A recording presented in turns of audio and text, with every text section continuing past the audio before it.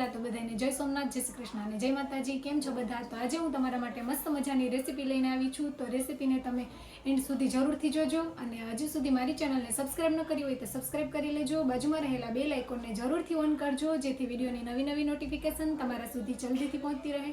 તો ચાલો આપણે રેસીપી વિડીયો બનાવવાનું સ્ટાર્ટ કરીએ. તો ફેમિલી, આપણે મેથીની ભાજીવાળી પૂરી બનાવવા માટે 1 વાટકી મેથીની ભાજી છે, 1 વાટકી ધાણા છે અને આદુ લસણની પેસ્ટ છે અને બીજા બધા રૂટીન મસાલા છે. તો ચાલો આપણે લોટ બાંધી લઈએ. આપણે ઘઉંનો 1 વાટકી જેટલો લોટ લેશું, તેને ચાળી લઈશું.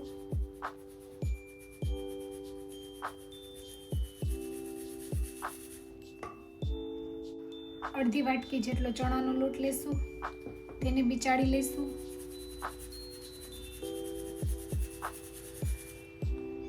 તો લોટ ચાળી લીધું છે. આપણે તેમાં મેથીની ભાજી ધોયેલી છે તે ઉમેરીશું,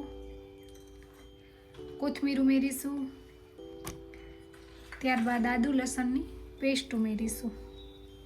તમે લીલું લસણ પણ નાખી શકો છો.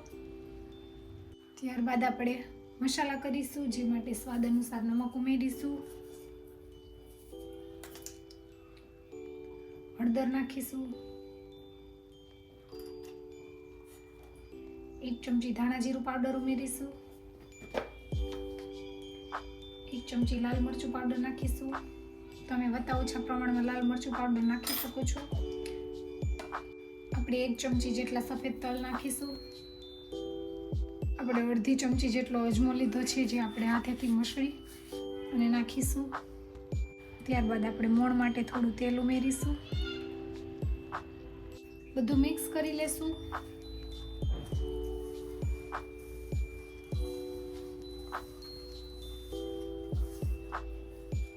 ત્યારબાદ થોડું થોડું પાણી લઈ અને લોટ બાંધી લઈશું.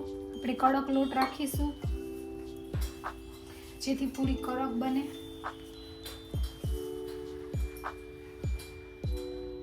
તમે આમાં સૂજી પણ એડ કરી શકો છો.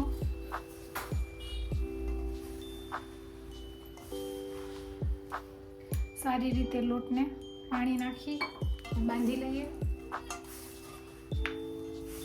થોડું થોડું પાણી એડ કરવાનું છે, નહીંતર લોટ ઢીલો થઈ જશે.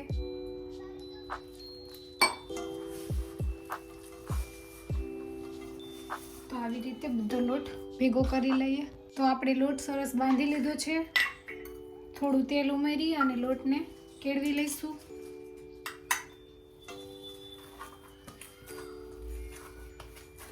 તમે જોઈ શકો છો, લોટ ઢીલો નથી કે એકદમ કડક પણ નથી.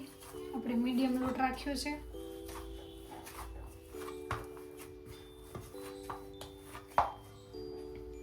તો લોટ સરસ મસળી લીધો છે. આપણે તેમાંથી નાના નાના લુવા કરી લેશું.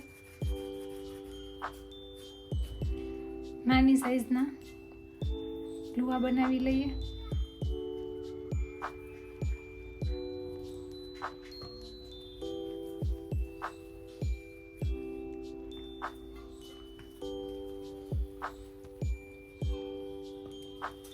તો આપણે બધા જ લુવા આવી રીતે તૈયાર કરી લઈએ. તો ફેમિલી, આપણે બધા જ લુવા બનાવી લીધા છે. ચાલો હવે આપણે પૂરી વણી લઈએ. થોડું વટામણ લઈ અને નાની સાઈઝની પૂરી વણી લઈશું.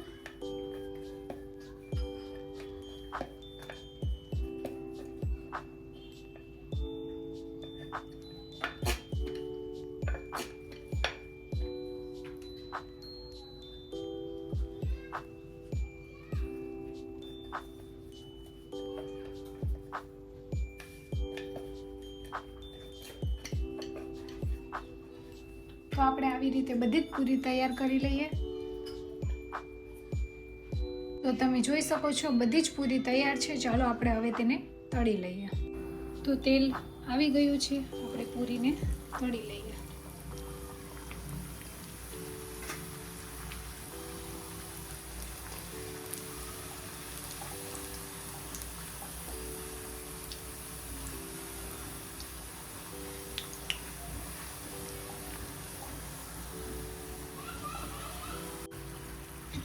આપણે પૂરીને ગોલ્ડન બ્રાઉન કલરની થવા દેવાની છે, જેથી ખાવામાં એકદમ ક્રિસ્પી અને ક્રન્ચી લાગે.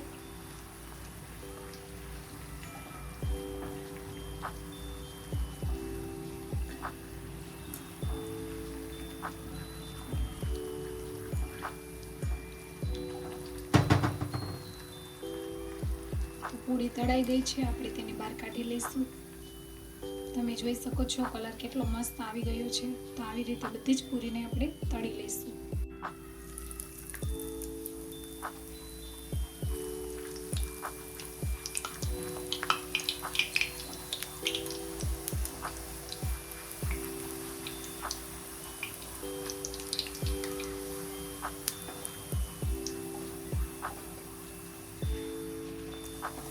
તમે પૂરીને થોડી નાની પણ વણી શકો છો, અને આપણે થોડી મોટી સાઈઝ રાખી છે.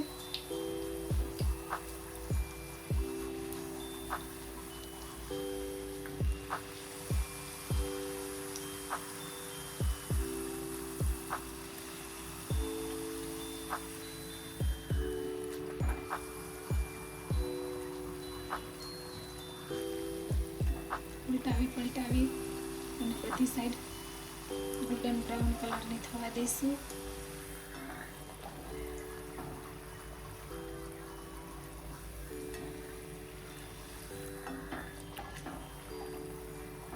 તો મસ્ત પૂરી તૈયાર થઈ ગઈ છે. આપણે બહાર કાઢી લઈએ અને આવી જ રીતે આપણે બધી પૂરીને ડીપ ફ્રાય કરી લઈએ.